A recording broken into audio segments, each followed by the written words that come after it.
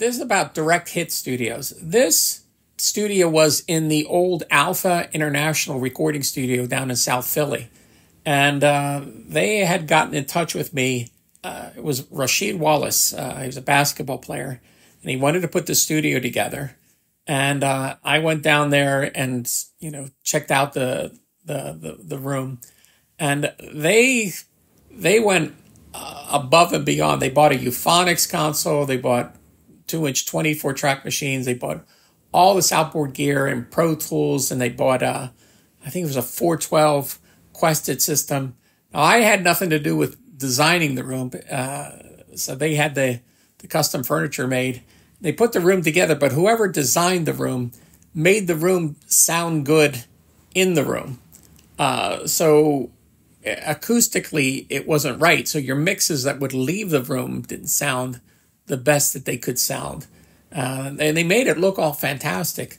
But he had every single piece of gear you could think of. And it's you walked into the room and you walked in from outside, went right in the control room, and then you walked into the ISO booth. But they gave it their best shot, and it didn't work out. And then they decided to just liquidate everything. And actually, the Euphonics console and a lot of the outboard gear I took up to Angel Mountain, which I ran the pro audio department up there, and we had it sitting there and for sale.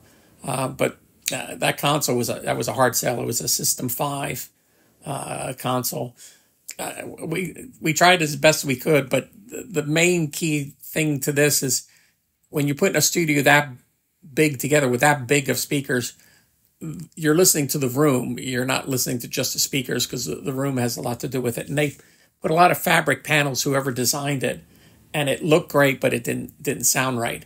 I mean, that studio, when they moved out, another studio moved in, and they made that their live room, and they corrected all the acoustic problems that were in there, and now it's a fantastic sounding room. But it was down in South Philly, so I'll post the picture so you can see it. One thing I remember about the Direct Hit deal was all the gear was leased, and how a lease works is you have to order all the gear, deliver it, and then when the client signs off saying, "Yep, I accepted all the gear," then you get a check, so full payment. Well, we did all that, delivered everything, it was signed off, and the lease company went out of business. So we were stuck. We had, I think it was a couple $100,000 worth of gear at Rasheed's studio, and we couldn't get paid for it.